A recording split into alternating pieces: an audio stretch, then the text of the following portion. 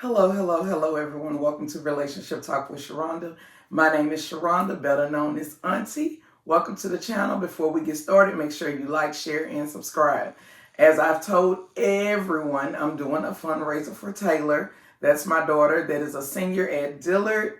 She has special projects that she's working on her senior year. So every basket that I sell, the proceeds are going to Taylor. So you can order your baskets. You can send me a message in my inbox, or you could text me 225-476-4766 if you need to order a basket and have it delivered to you. It's free delivery if you are here in Baton Rouge. Okay? All right. So, this past Labor Day, it was real chill for me.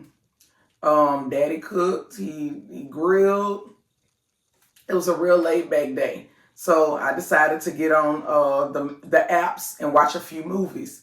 One of the movies that I watched this weekend that I want to recommend, and some of you all may have seen it already, The Photograph. And it's the main character is Issa Rae. Okay?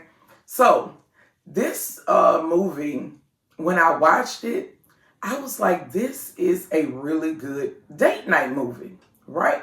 Because it had so many layers and so much that you can talk about after the movie.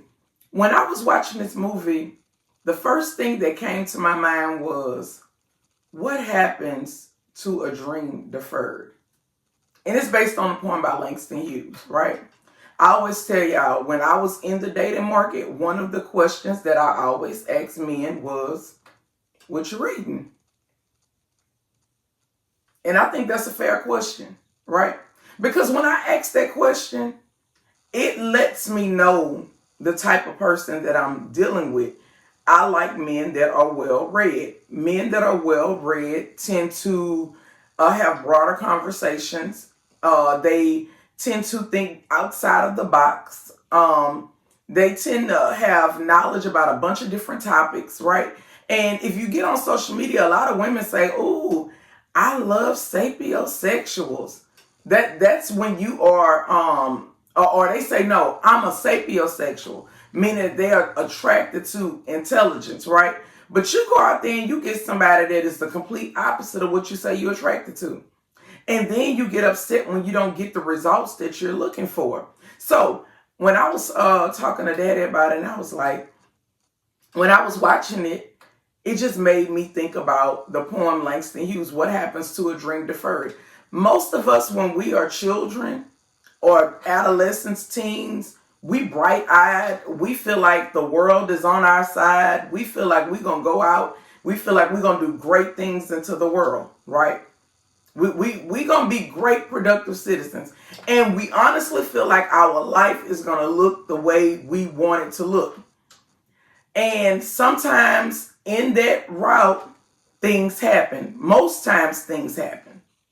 And there are things that happen that sometimes get you off track, right? And some of us, we get back on track. But some of us, we never get back on track. But it does not mean that that dream is still not there. So the question is, what happens to a dream deferred? A dream that didn't happen, a dream that something that you felt like was inside of you, your purpose, something that you felt like you were supposed to birth into the world. And I'm not talking about children or anything. I'm talking about your purpose.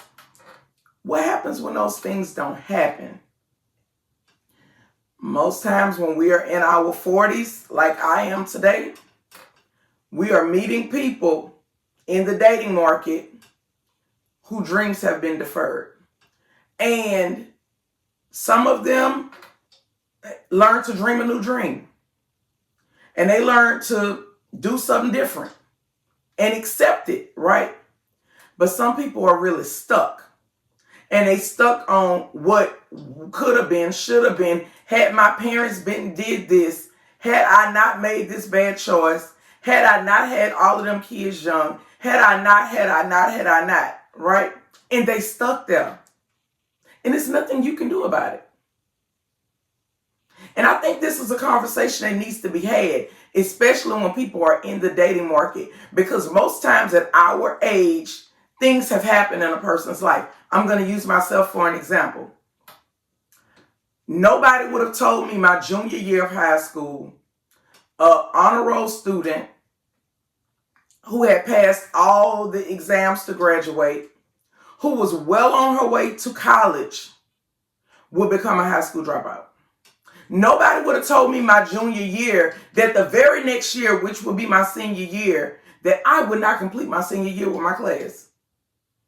No one would have told me that my senior year, I would end up meeting a man. All kind of things were going on in my personal life with my mom.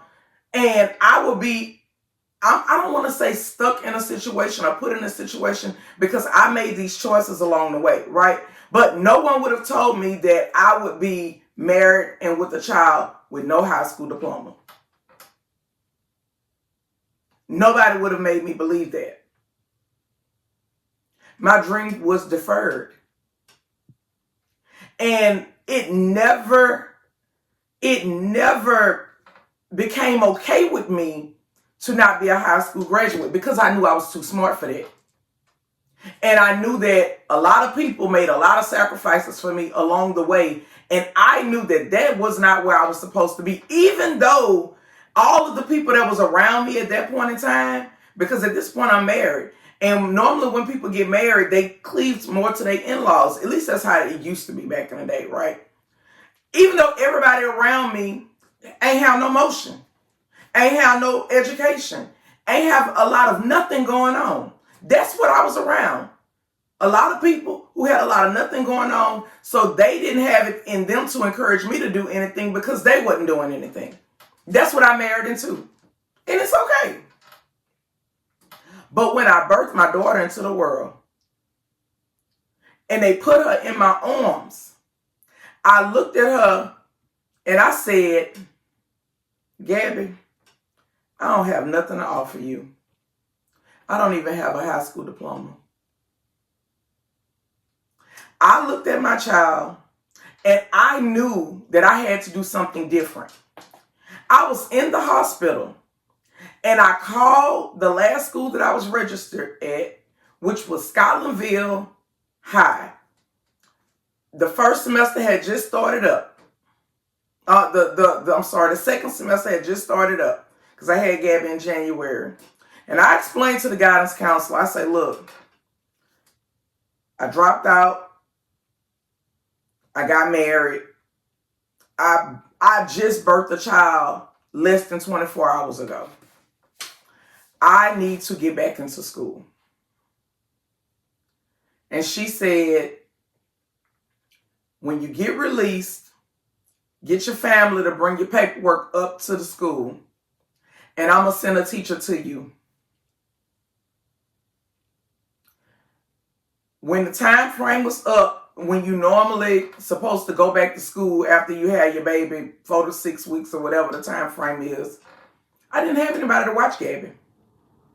I didn't have a sitter. So I told her, and my homeschool teacher was telling my guidance counselor I was doing so good.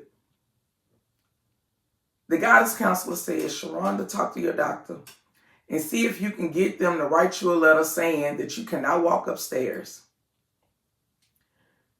And I will extend your homeschool up until you graduate, because I only needed a half a semester to graduate, which was that semester that I was in. I talked to my doctor. My doctor wrote the letter. I explained it to him. This is what I'm dealing with. My doctor wrote the letter saying I could not walk up the stairs. I brought it back to the guidance counselor. My homeschool continued. I was able to graduate. My ex-husband was still in prison. I decided that I was going to get into the workforce. And once he was released, then I would go to college.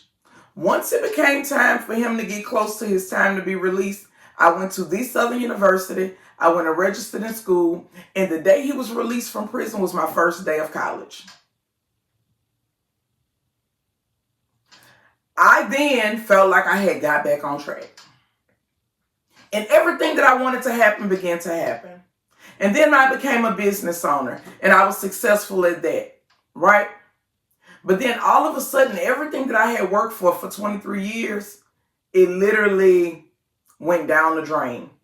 The marriage was over. The kids emancipated. They don't need me as much as they used to. And guess what? I realized my dream was deferred again. But I said, you know what, Sharonda, you got one day. I'm gonna give you one day, Sharonda, to scream, to cry, to let it out, to do whatever you need to do. Tear shit up, do whatever you need to do. You got one day to put into this. Because you will not feel sorry for yourself. You will not go into depression. Depression is not an option. And I picked myself up. And every punch that was thrown at me, every obstacle that was thrown at me, I dealt with it. Whether I showed up to work and my store was vandalized, I dealt with it. Whether I logged on and my social media was reported and it was blocked for 30 days, I dealt with it. Whether I came, because I didn't even know that I had to get my lights and stuff transferred into my name. Whether I came home and he had disconnected the lights and took it out of his name and didn't tell me nothing, guess what? I dealt with it. I dealt with it. And then I had to make the decision about my store. And you know what I realized when I had to make the decision about my store? Sometimes you got to dream a new dream. And that's what I did. And I got serious about my writing. I became an author. I got me some stability by going back to corporate America. And I said, one thing you're going to do, Sharonda, is you're going to stand and you're going to be able to take care of yourself. You will not need nobody to survive. That part, you ain't got to ever worry about me needing somebody to survive. Sometimes you got to dream a new dream. It's a lot of people out there who, once they start having their kids, their life got off track. The things that they wanted to do, they put them to the back burner because now I got kids and I got to put all my time and attention to this, that, the other.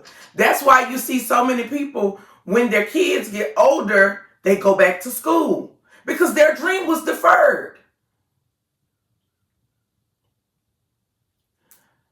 When I was watching that movie, The Photograph, I watched a lady, and that was the backstory to the movie. I watched a lady from Louisiana who wanted so much more for herself. And she loved a man who was a good, genuine man, but he couldn't see beyond Louisiana. But I understood it because he was a generational fisherman. And men identify by their occupation. And he told her, I can't see myself being out there in New York. Because what he known was fishing. And he came from a family of fishermen. And they had their own business. And they were fishermen. And she had to make a decision. Do I stay for love or do I follow my dream? So, that was the backstory. Issa Rae is her daughter and all of this. It is a great movie, especially for date night. And I'm saying that because I don't want you to be watching a movie to watch a movie. I want you to watch a movie because you want to be able to have a conversation afterwards. Do it at home date night. The movie is free on Peacock. I think it's on Netflix too, right? Watch the movie. Put your something on, something that you cook a pasta or something. Or go to Costco and go get one of them little trays with the stuff already prepared and run it through the oven. And get you a bottle of wine. Have an at-home date night. And watch the movie and have a discussion. Instead of Netflixing and chilling, when we know what that means, watch the movie and have a discussion. Okay? That's going to wrap me up for today, y'all. Be blessed. Make sure you like, share, and subscribe.